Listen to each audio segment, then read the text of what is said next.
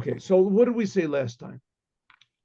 We're trying to explain, or the Rebbe is explaining, in a practical way what it means to serve God, especially with love. Okay, maybe a person can ask himself, what is so practical about all those words? Serving, God, love. What's practical? Practical is, you have a job, you have money, you have a house. Those are practical things. And religion is like, secondary thing. But the Rebbe is talking from the Mashiach's point of view. In the days of Mashiach, there's going to be, everyone will feel the fact that we're just taking for granted and we're not noticing at all that God is creating us and that He's creating us for a reason. And He's creating everything in the world. And everything is being created for a reason. And one of the main reasons is just that we should recognize God and we should act and speak and think and feel accordingly. Huh? Accordingly, when a person feels differently, so that's different. I mean, maybe we can take an example now. Maybe now is really a very good example of how people's attitudes change their action, speech, thought, everything. And that's what is being attempted now. I don't know who's attempting it or whatever, but this idea of fear, right? You got to be afraid of the corona. You have to be afraid of global warming. You have to be afraid there's an overpopulation. Right? You have to be afraid of being a bigot, being this. The idea is to, as soon as a person does that, then he has to change. And we got to change what type of food we eat. We have to change what type of car we drive. We have to change how we look. We have to change how we think. We have to change. Everything has to change, right? Now it's not important anymore. The things that used to be important, education and things like that, to learning. We have to teach that. So everything, because of a different mindset, so that trying to make it that everybody's actions are different. You don't have to look too far, just in these totalitarian states, stands up a new guy and he says, this is where we are, this is who we are. In communism, you have to be communist, Just ideas change people's whole entire lives, just little ideas. And up to now, none of those ideas have really been true, or very few of them anyway. Maybe there's been some of them to a certain degree.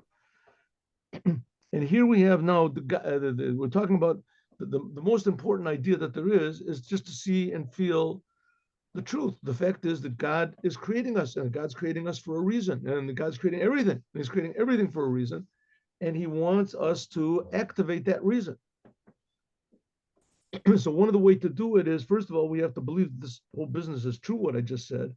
And when we do, then we start to realize how precious God is and how precious all of His creations are, how precious every moment of our life is, and how we have to be positive and try to be positive, and which that's not easy to do. That's not an easy thing to do. And especially it's not easy because we have to do it brand new all the time. We have to constantly renew, or constantly presented with challenges and if you want to call it opportunities, every moment of our life. And we always have to be positive and grasp those, thinking that this is what God wants, and God wants me to react in the proper way, and He wants me to keep reacting until I integrate it into my personality, that this is what we're supposed to do. This is, we're Jews. We have to be positive all the time. We have to say good things and think good things. Somebody says, what is this? What is this? 1 minute. No, that's the share that I sent you from Fear as a Very good. Okay, good. I'll try to. I hope I can reaccess this. Yeah, sure. After the class. Okay. There we go. All right. So it says the Rebbe like this. That's what it says over here in this week's Torah portion. How it begins in the second of this week's Torah readings. We read two portions, right? Bahar and Bechukotai. So it starts off and it says Bechukotai. Let's just go back. Let's go back, and just so that we can just sort of get reoriented into this whole business. Here we go. Where is this? Oh, here. Previous page. There we go. All right. So that's what the Rebbe is saying here. Im b'chukotai telechu. That's how it begins. If in my statutes you walk. So the Rebbe has several questions. Question number one, the simple meaning is, what does it say? If you go in my statutes, then I will give you all sorts of blessings. Right? That's the simple meaning. And the rabbis say, we should take that simple meaning, yes, but in addition, you have to also take a little bit of a homiletic, what it was meaning, a little bit deeper. Im is a request. Im, like if only. Simple meaning is if you go in my statutes, then it'll be good. If only you go in my statutes. So the Rebbe says, why does God have to ask and request?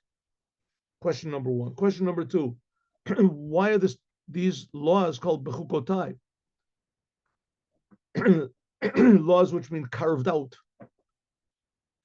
laws. Chukokai is another word for statutes, but there's a lot of other laws.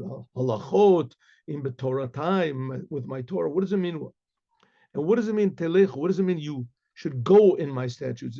If you observe the statutes, right? Ta'asu, you should do the statutes. What does it mean, walk in the statutes? Okay, so the Rebbe points out that chukotai is referring to being carved out, and that's the difference between the Jewish people and the whole entire rest of the world, including the angels. The angels come from God's speech, and the Jewish people come from God's thought. And God's thought is hinted at by this word being carved out. Because when a person speaks, so the words come out, and that's it. They're just staying the same way all the time. When you say a word, right? Maybe you can explain your words. Words were taken out of context. I didn't understand what I was saying. I was incoherent. I'm sorry. I said it, but I regret it. But when a word goes out, that's it. Says the Rebbe, that's the reason that even the angels are called standing, because when they're created the same thing, and they cannot change their nature. Which is not the case of the Jewish people. The Jewish people, they come from God's thought. And God's thought means that they can change their nature. What does it mean they can change their nature? That they can, instead of being natural, normal, healthy, regular people that care about themselves, they have their feeling of their own, healthy feeling of self, as they can actually feel God. When a person feels himself, what does he do? If he's a healthy, normal person, so he loves himself, he wants what's best for himself, and he avoids what's bad for himself. That's a normal, healthy way of living. But a person that feels God, so what does it mean? He loves God, and he tries to avoid anything that might damage this connection between him and God. What's the connection? The Torah.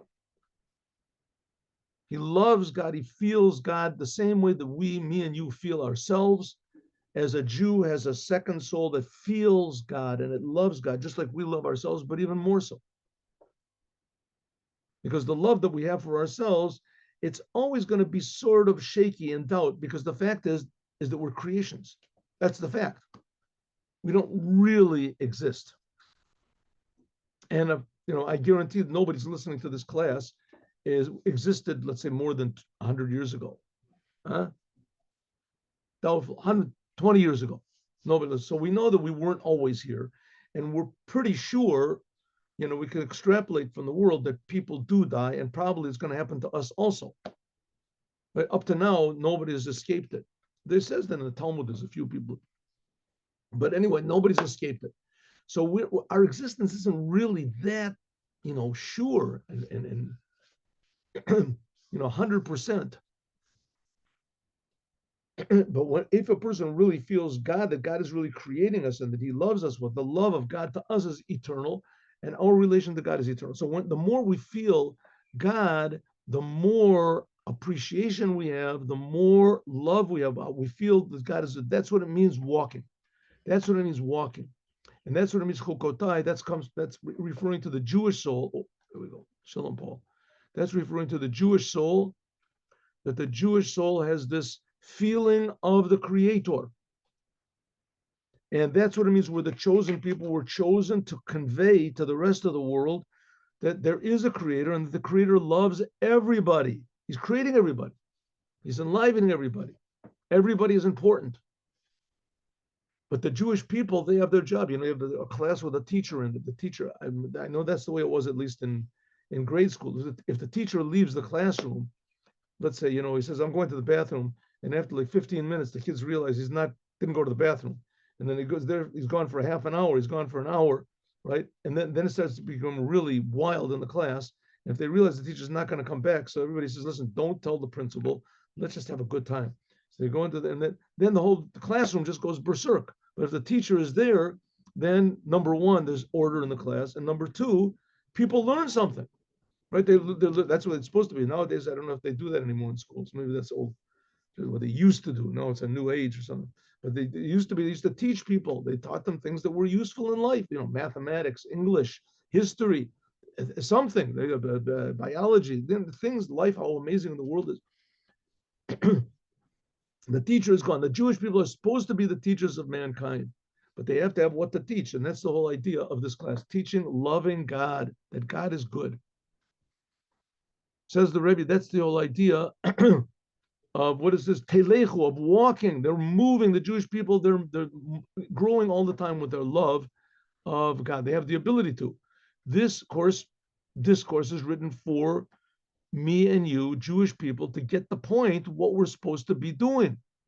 Eventually, the whole world is going to be doing this. The whole world will be interested in knowing and feeling God, like whoever it is, they want the whole world to be interested in global warming or in whatever thing pops up in their mind next. So the world is now supposed to be interested in feeling how precious life is, and how precious the giver of life is, and how precious the purpose of life is, and every moment of life is. Okay, so that's what it means, that we have to have. What happened over here? I think. Oh, here we go. It says that's what happens when the Jews, when they pray to God properly and they arouse their hearts. That's what prayer is supposed to be. Not just asking God to give you things, but giving yourself to God, getting excited about God, thinking about God, like we're just thinking now. When the Jews do this, as then what happens is there's light, it says drawn down, that's called wine. That's called wine. The revelations, the blessings are drawn down into the world. That's called the light of God. In this case, he calls it the wine of God. Unlimited blessing can be drawn into the world. That's what we've been talking about up to now. But if this is the light of God, right, it's drawn down into the heart of a person by means of the Torah and the commandments, that's what it says. When there goes in this wine, this is the excitement of the light of God, which is in the heart of a person, the light and the love of God by means of the Torah and the commandments. The commandments mean, in other words, the intention of the commandments. When we think about, and we're thinking about God, we're thinking about, wow, God is really creating me. God really wants me to do the commandments. God is creating the world. God is really good. God is not like the religions say that he's some big spiritual figure that sits up in the sky and does things, whatever. He's very, very far away. God also is if you want to call it a spiritual figure. That's how we can comprehend a little bit of God's nature. We can appreciate God. That's called the ladder of prayer. The aspects of God that are like a man. That's what we're created in the image of God. But the point is that inside of this image of man, of God, is the essence of God. And the essence of God is revealed when the Jews learn the Torah and they do the commandments. We are touching on God's inner will. Then there comes what's called the secrets. The secrets is the concealed love, which comes to be revealed to be mahalach. That increases our appreciation of God all the time. We have this hidden love, hidden awareness of who we are. L'shuv l'makoro, to return to our source, which is higher than any aspect of God, higher than soviv kolmin and mamali kolmin. The tachlit, you read it, oro, is bichdei leheshiv nefesh v'nitzutz kol adam. What happens? We're talking about God over here, right? So I think I told you this, I don't know, maybe 15 times, but it says that I read a quote from Sir Isaac Newton. Sir Isaac Newton is arguably the biggest genius that ever lived. He's really on the par with, Einstein. Maybe there's other people, but at least these are famous.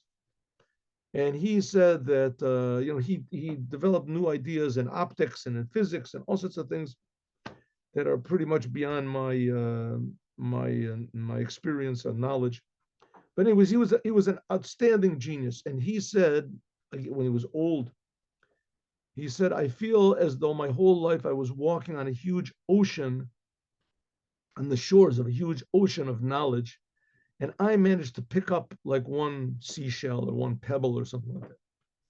In other words, he picked up one little pebble, which is more than any person before him and possibly after him had done.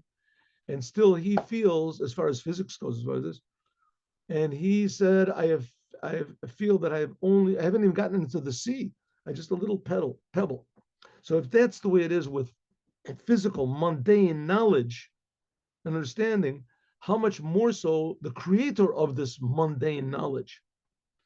And if physics and those things are good because you understand the world, you realize principles of creation, it makes the person feel good. So how much more so when a person feels the creator? It says, especially when a Jew does, this is what's called feeling the creator himself, the creator who creates what light of God, that from him emanates this light, which surrounds all worlds and fills all worlds. What does it mean that surrounds all worlds? That there's an aspect of God which is totally incomprehensible. And that is that everything that exists. How does it exist? And then there's that's called Soviv Kolmim. And then there's what's called Memalik. This is how I understand. Then there's called Memalik Kolmim. That's how everything in the world is different. Everything is different. Every moment is different. Every cell is different. Every place is different. Everything is different. Then that's the physical world. Then there's the spiritual world. Everything is different. That's what's called Memalik Kolmim, how God fills the worlds. And Soviv Kolmim means that God surrounds the worlds, namely what? That he creates them. They all exist. Angels exist. We exist. Pebbles on the sea exist. Everything exists. It's this miracle of existence. And in that, everything is equal. They're equally distant from God and they're equally close to God. In the aspect of which is called Mamali, how God fills, there's lower levels which are further from God.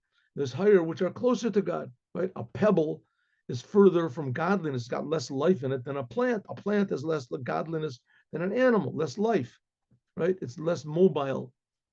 A human being, and etc. That's Mamali Kolmim. Everything is different. We have less energy, life in ourselves than the angels. That's called filling, how God fills the world. Soviv Kolmim means that God creates all the worlds. He surrounds all being, creates everything, that everything exists, right? But what about God himself? God himself can only be aroused by doing his will, his inner will. This makes no sense. The whole business makes no sense. It's all faith. But on the other hand, faith becomes like a organ of sense. We can sense godliness with our faith. It says, but this is also when the Jewish people do the Torah and the commandments, so this draws down the essence of God, which is above any level of the creation at all. And this makes us feel that there's a purpose to the world. And this light, in order to return our soul, v'nitzutz kol adam, lamaylam v'chinas rotzev v'shov, and this is elevating every man. This is talking about also non-Jews also, that it can rise up and start to appreciate we're alive with a new type of light, a new type of a pulse, rotzev v'shov, wanting to come closer to God and coming back, like the heart beats in the lungs, etc., and day and night. So everything becomes dynamic. Behind that's what it means. He's salachti b'tochachem. That's what it says, that God says that I walk. If you walk and you increase your life, then I will walk among you. Sha'ani ba'asmi, God himself. Ehyeh will be mahalich. He will walk among us in a way of rotzev v'shov, going and coming back. They said by means of that. Coming and coming back means that God it puts life into the world and goes back to the source. Everything pulsates. Right? Pulsates. There's more life. We come too close to God. Too close to God. We have to go back. Then we go back. We want more to come close. By means of this, I will be for you, for a God. Hine. Zeu, this is Maimar Katuv. That's what it says, Mitzvotai Tishmoru. That's what it says afterwards. Now we talked about before, if in my chukosai, we said chuk, that's the carved out letters, the Jewish souls, telechu, by means of them going in the Torah and the commandments. Going means back and forth, loving and bringing God into the world, going closer to God and coming back. And that's what it says, the next three words in that same sentence, and my commandments you keep. Hainu al yedei mitzvot, by means of the commandments, then tishmaru et hayayin atov. The intention of the commandments makes you realize that there's a creator. But the doing of the commandments themselves are very, very limited. They're very, very, how do you say, defined, clearly defined. And it's pure godliness defined in the world. The tefillin have to be exactly a certain amount, exact. Hanimshach lamata, which is drawn down in the heart of a person, to be yotze seder sod, the secret of concealed love of God. There's bechinas mahalech. Then this love of God becomes a part of your personality, a part of your life. It becomes a part of reality. It eventually becomes all reality. You realize how wonderful God is. Now, a person might think, listen, maybe this is a little bit boring, but like I'll give you the example that the Rebbe said, the Rebbe used to pass out dollars to people every Sunday. He would pass out, I don't know, $10,000, a lot of dollars. And of course, with the idea that everyone would receive the dollar and they would in turn give charity themselves to others. Charity is very important. And somebody asked the Rebbe, you don't get tired? And the Rebbe said, when you count diamonds, you don't get tired. Now, the fact of the matter is if you counted diamonds, you don't care about diamonds, you do get tired, right? Well, why not? You get tired. Another diamond is another diamond. 10 diamonds, 100 diamonds, 1,000 diamonds, right? If you don't know how valuable a diamond is, you do get tired. But if you don't know how valuable, but if you do know how valuable a diamond is, wow, look at this. Whoa, wow, this is amazing, right? A diamond, here's a ruby, right? They take these glasses, you look at it, and say, this is genuine. This is worth $10,000. This is worth $15,000. But you just had one that was worth $1 million. Why are you excited about 10,000? Oh, look at, here's another one. It's worth people that really appreciate that. So they never get tired of counting diamonds. That's what I mean. I never personally counted diamonds before. I don't even, but there's people that do the money. You see people that go crazy about money, making more money and money and money. They have $1 million, they want $1 billion. They have $1 billion, they want $1 trillion, then $1 trillion. That's natural. It's natural. There's nothing wrong with that. It's wrong with what you're willing to do to get the money or what you do with the money, but the money itself. It says in the future there'll be a different commodity, an additional commodity, godliness. Godliness. It was what you're willing to do to get the money, what you're willing to do, what you do when you have the money. Who determines, what determines, right? If you listen to your conscience, if you listen to your principles, what your principles are, and why listen to principles? Why? What's the main thing in the world? If the main thing in the world is me, that's what they're trying now in the world. I mean, it's an astounding thing. It's going on in the world now. This woke movement. You, whatever you say, what you think is right. If you think that you're a woman thinks she's a man, then your body is the problem, not your mind is the problem. You think that's always right. I think, therefore I am. That's my whole being, is my thought. That's wrong. This is very wrong. This is very sick. But on the other hand, it's just an outcome of the fact that people just don't have anything else to think about. What are you going to think about? Right? What are you going to think about? Being productive in the world? I know that stuff. Right? A lot of this comes from the universities where the people, they know, what the past was, and they know, look what it's led up to. Right? The past generations have not done right. And we're going to be super egotistical. That's going to fix up the world. Okay, I mean, the past really has not provided much, armament and protection against these crazy thoughts that are going around now. Now, says the Rebbe, why? Because if people would think about God, they would think about how precious life is and that God is creating us. And God is infinitely, infinitely more precious and valuable than our own personal opinions and our lives. So then everything becomes different. The same thing with money, right? What you're willing to do to get the money, what you're willing to do when you have the money to keep it, what you do with the money when you have it. Same thing with your body. What do you do with your body? What are you willing to do in order to have pleasure for your body? So when there's a revelation of God, then our hearts become different. We have a values, right? We've seen in the past how values of people for ideas, communism, or for the country, our country, France is going to this, Germany, right? The nationalism. All these ideas can be used, but they have to be in the proper perspective. And the proper perspective is what the Rebbe is talking about, feeling God.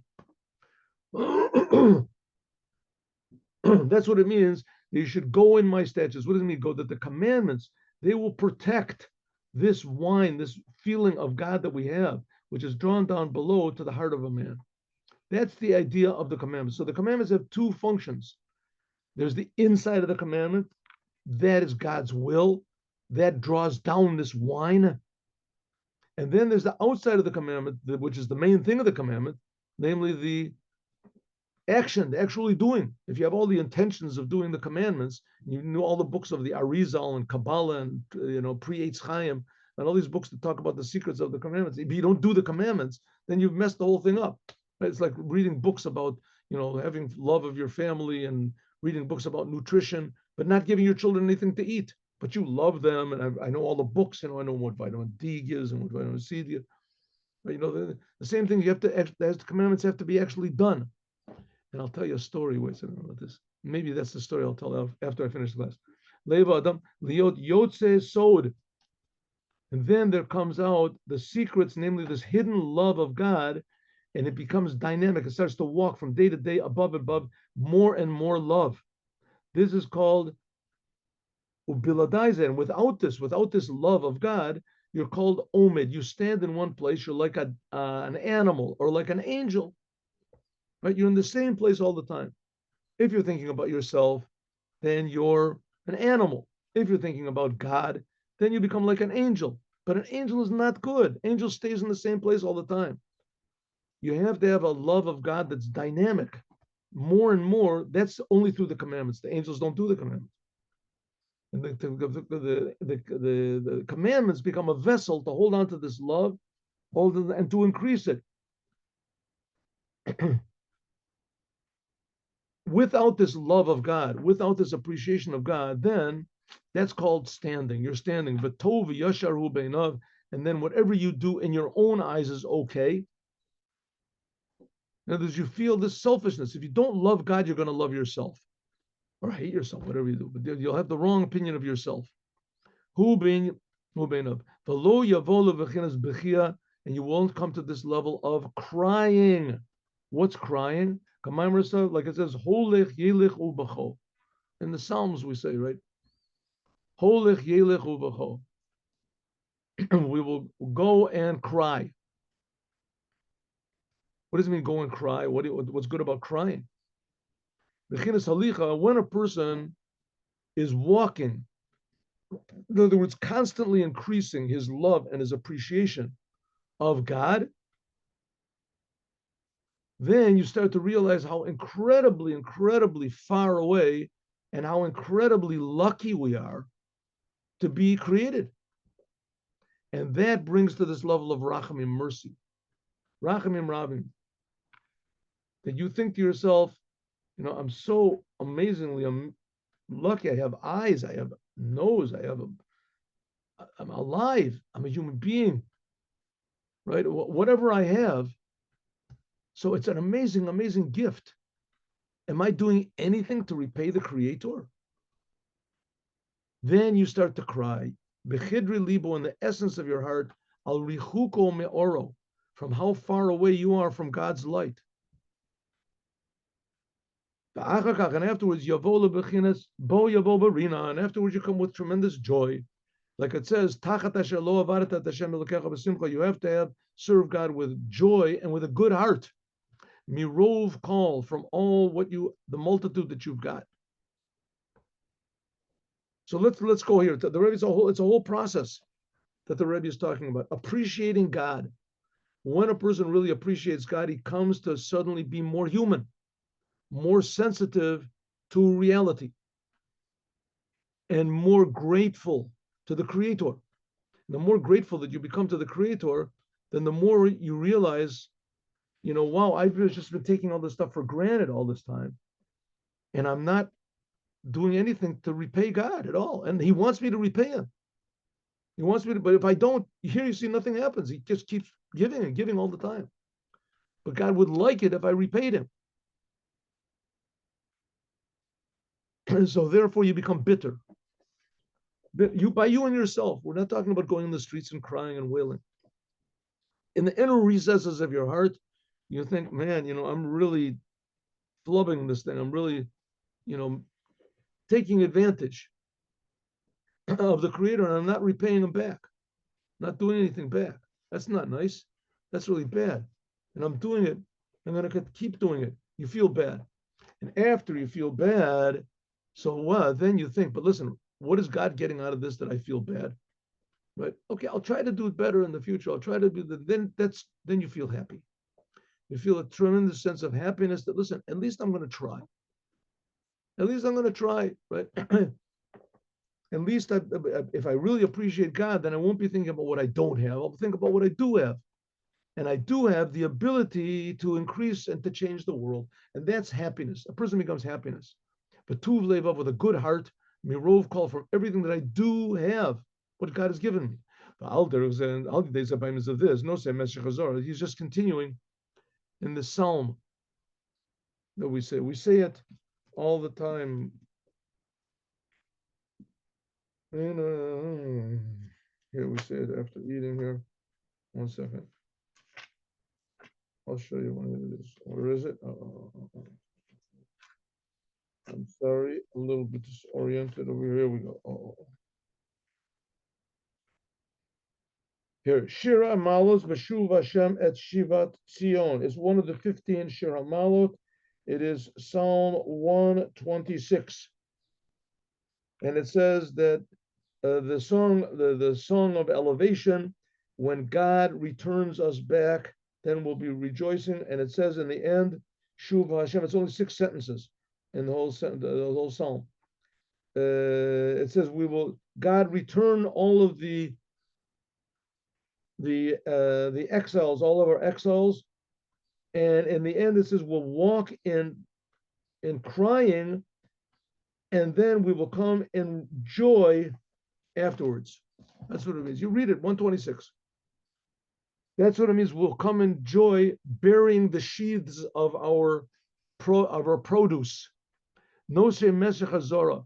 Kamaim Rakatuv, like it says, Becheko Yisa v'yavo lebechinat Aver Hanar. It says, then what's going to happen? The Rebbe is talking about what happens to us when we feel God. What happens to a person when he feels God? He says, first of all, when you feel God, it's a very good feeling. You feel that you're being created. You feel grateful.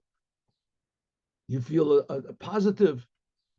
And then you start to feel that 1 minute here, God is creating me. God is so infinite. And you feel the tremendous mercy that God has. I don't do anything to deserve this. And I'm not repaying God anywhere near as much as I should. Right? It's like somebody saves your life, and he put you through university or whatever, and he buys you clothes and heals your sicknesses, and you give him a quarter. Thanks a lot. You give him a quarter, give him $1. You feel really good. I really did. And you start to think about it. What have I done? What have I done? Same thing. God gives us eyes and ears and nose and mouth and life. We've been alive up to now. Right? And how do we repay Him, if at all? So we start to think about it. You start to feel the tremendous mercy that God is having on us, and you feel brokenhearted. Being brokenhearted is a very good thing for a very short amount of time, a minute, 5 minutes, right? Once a week, a couple of minutes before you pray, in the daytime, something. Afterwards. But that's it. Afterwards, you're brokenhearted. You're brokenhearted doesn't help God anymore. It doesn't help anything. But that should inspire you to say, okay, from now on, I got to do more. I have to do something more. And God wants me to do more. And if I do a little bit more, then He definitely appreciates it. And if I don't do more, so what happens? Nothing. He keeps creating me. But I owe it to Him. I mean, just and I say a simple humanness. And that's called Kamaimra Katuv, like it says, Becheko Yisah. Then it's like it says in the end of that Psalm 126, that it says that we walk and we're going in weeping as we plant, and as we realize we have to return to God a little bit what we're doing. So we plant, we put good things into the world, into the ground. Then no of, then they'll grow up wheat, our produce, and we'll bear it. What does it mean we'll bear it? Like it says that God will bear us. He'll take us in his bosom. And he will bring us from what's called Me'aver Hanar, on the other side of the river, we said, which is named this upper thought, which is united with God. We said that before. That's the idea of being carved out. It's Kodesh Umuvdal, to be separated and holy and to bring it into the world. And that's the whole purpose of this being carved out and the results which come from it. There we go. And finally, in the end, the souls will be united there. In other words, we'll feel our true source, like it says, Kadoshim Tiyu. Sofachem liot Kadoshim. All of the Jewish people will really be holy. And what do we say holiness is? Holiness is life. Holiness is life. More alive and more alive and more alive. A person should not be lenient with himself. Im zach ve'im yasher polo liot maspik et atzmo ba'avodoto. Tama bebechinet amida b'medrega achat. A person should not, if a person is serving God, so he shouldn't suffice with the same level that he's at.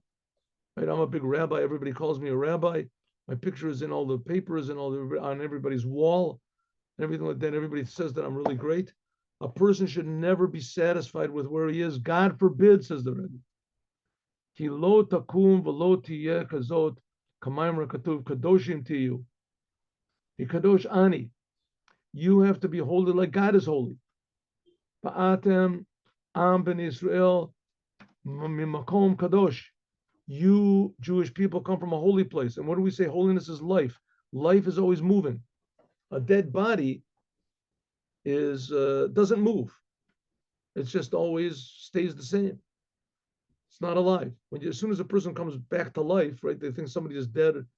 If he comes back to life, then all of a sudden his limbs start moving and his mind starts working and his inner organs start functioning. It becomes alive. Everything starts to circulate.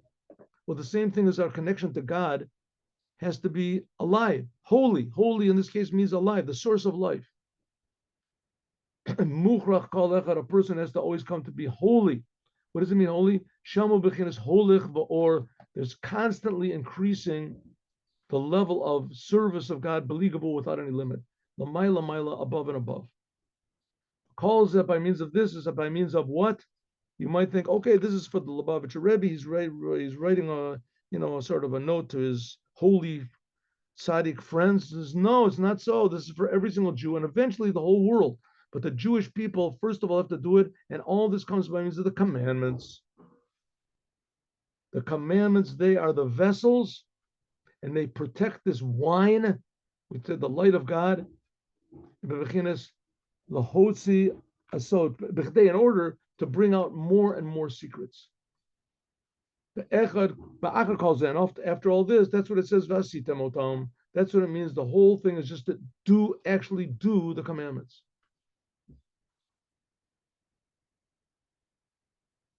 And then when the Jews do this and everybody starts to recognize what the Creator is, then the world won't fall into the confusion that it's in now. And even more, Natno Oretz Yavula, that the earth will bring out its potential. Mimata Lamaila, from below to above. As we've said so many times, the whole result of Mashiach, what we're waiting is that the world should simply bring out all of its potential. The Creator, the source of life, the source of good, the source of love, the source of value should be revealed in the creation. The Creator should be revealed in the creation. The ground will be fertile. People will be pleasant. People will be happy to see one another. Will be so amazingly appreciative of the fact that there's a Creator and He's creating us. And nevertheless, don't think that that means that we won't have to have faith and believe, because what we see and what we feel, no matter how great the blessing is it's always going to be more until the raising of the dead. It says the raising of the dead is going to be something incomprehensible. That's the intention of every blessing. That brings down the wine. What's that? Then I'll bring my blessing on the 6th year.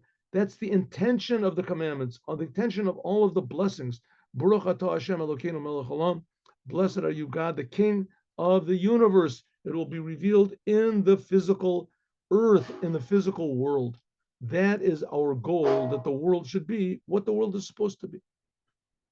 Now we'll learn Devar Malchut, but I think before that I'll tell a story. I'll stick the story in the middle. So that 1 minute.